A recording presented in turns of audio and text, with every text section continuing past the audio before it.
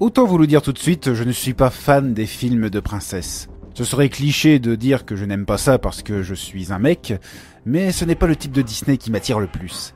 Il y a quand même un ou deux films de princesses Disney qui sont dans mon top 25, à vous de deviner lesquels. Mais pendant ce temps-là, on va parler de Pocahontas. Alors pourquoi faire un parallèle avec les princesses? Parce que notre héroïne n'est pas vraiment une princesse, c'est la fille du chef de sa tribu, pas vraiment pareil. Mais dans ce film, il y a quand même une histoire d'amour, une héroïne qui veut vivre sa vie comme elle entend, et en plus ses meilleurs amis sont des animaux. Donc Pocahontas est un film de princesse? Je ne pense pas, mais ne brûlons pas les étapes. Donc Pocahontas, une légende indienne, ou dans sa version originale, Pocahontas. Oui, nous les Français, nous sommes les champions du monde de l'ajout de sous-titres au cas où le spectateur soit trop con pour comprendre le sujet du film. Vous en verrez d'autres des titres comme ça, je vous le promets. Donc un film réalisé par Mike Gabriel et Eric Goldberg, sorti en 1995 au cinéma. Nous sommes en 1607, en Amérique du Nord. Pocahontas est une indienne de la tribu des Powhatan. Elle est la fille du chef de cette tribu, qui plus est, elle a donc des responsabilités à prendre, dont un mariage qu'elle ne souhaite pas du tout. Car elle veut vivre sa vie librement et suivre son propre instinct. Et d'ailleurs son instinct va le mener vers un colon anglais, John Smith, un homme qui a traversé l'Atlantique à bord du Virginia Company pour coloniser les terres des Powhatan. Ils vont découvrir tous les deux qu'ils sont faits l'un pour l'autre, malgré leurs différends et les rivalités qui se font entendre entre les Indiens et les colons anglais. Si ce film a su se hisser dans ma liste des Disney préférés, c'est avant tout grâce à ses chansons. Rares sont les films où plusieurs chansons me procurent un plaisir différent. Virginia Company. En l'année 1607, en marquant des amis, ton or nous fait tourner la tête, Virginia Company. Une chanson entraînante.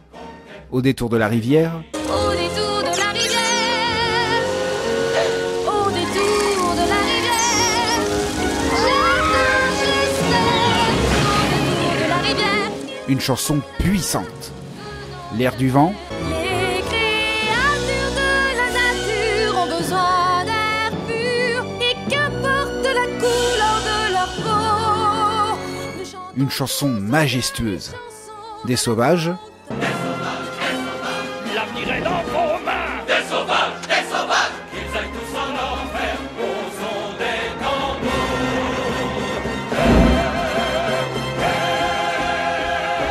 Une chanson impressionnante. Et la bande originale du film est belle, de la musique de bonne qualité. Elle est composée par Alan Menken, un compositeur qu'on va souvent parler dans cette série de vidéos, tellement qu'il a fait de la bonne musique pour Disney. Le deuxième point fort de Pocahontas, c'est sa qualité graphique, et surtout la palette de couleurs qui a été choisie. Pour le Roi Lion, on avait des couleurs très chaudes pour symboliser la savane africaine. Là, on a des couleurs un peu plus pâles et douces, mais ça reste tout de même coloré avec un environnement très verdoyant pour représenter la nature sauvage. Même au niveau des dessins, il y a eu quelques changements par rapport au dernier film. Exemple le plus flagrant, les personnages sont dessinés avec des petits yeux, ce qui n'était pas le cas dans la majorité des derniers films. On voit bien que Disney a voulu changer leurs habitudes et proposer des choses nouvelles après le succès de Aladdin et le Roi Lion. Bref, la musique et le style graphique. Voilà ce qui m'a plu en particulier dans ce film. Pour le reste, je trouve ça moyen. Il y a des hauts et des bas. Pour ce qui est des personnages du film, c'est là où je suis très mitigé. L'héroïne est, comment dire, un peu ennuyante. Oui, elle veut être libre de faire ce qu'elle veut, mais on ne sait pas vraiment ce qu'elle souhaite faire de sa vie, à part de suivre son instinct. C'est quand elle est avec John Smith qu'elle est plus intéressante, la relation qu'elle a avec lui.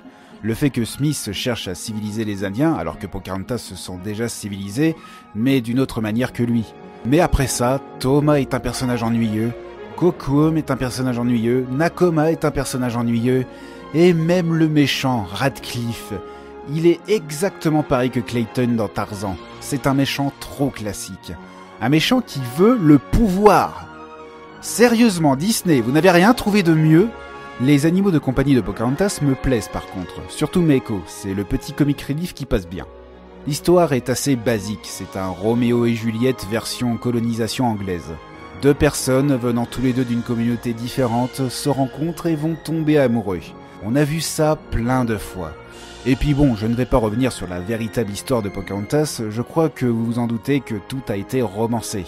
D'après certains récits, Pocahontas et John Smith avaient plus une relation amicale qu'une relation amoureuse, mais on n'est pas très sûr de la véracité de l'histoire. Et puis Pocahontas avait 12 ans à l'époque où les Anglais ont débarqué en Virginie. Donc bon, tu m'étonnes que Disney a essayé de romancer cette histoire pour que ce soit regardable pour les enfants. Après, il y a plusieurs scènes que j'ai tout de même bien aimées. Le tout premier contact entre Pocahontas et John Smith, la bagarre entre Smith et Coquom qui se termine brutalement par l'intervention de Thomas, qui met ensuite le feu aux poudres. Je vous ai parlé tout à l'heure de la chanson Des Sauvages. Cette chanson est pour moi impressionnante par ses paroles. Des sauvages, des grands antarctiques. Des sauvages, moi je les veux tous morts. Détruisons cette race, qu'il n'en reste aucune trace. Les Anglais ont la haine des Indiens et inversement parce qu'ils sont différents. Une façon de penser qui malheureusement est toujours d'actualité aujourd'hui. Pour résumer, il y a du bon à garder dans ce film. Certes, plusieurs personnages sont ennuyeux et parfois sans intérêt, le méchant n'a aucune originalité et on nous raconte une histoire d'amour très basique, et pourtant ce film est à la 23e place de mon classement de mes Disney préférés. Paradoxal, me dites-vous ? Non. Comme je vous l'ai dit, j'aime la musique et la qualité graphique du film, mais j'aime aussi la façon dont le personnage principal est traité. Pocahontas n'est pas une héroïne comme la majorité des héroïnes dans les films Disney. Ce n'est pas une femme en détresse qui est constamment en danger et qui a besoin d'un homme pour se sauver la vie. Mieux, c'est elle qui sauve la vie d'un homme à la fin. Bon, après, on a tous les clichés d'une pseudo-princesse Disney, la fille qui tombe amoureuse du mâle BCBG, qui rêve de liberté et qui a des animaux pour lui tenir compagnie. Mais il y a du mieux. Et il y aura encore mieux en matière d'héroïne Disney, mais ça, vous le verrez dans les prochaines vidéos.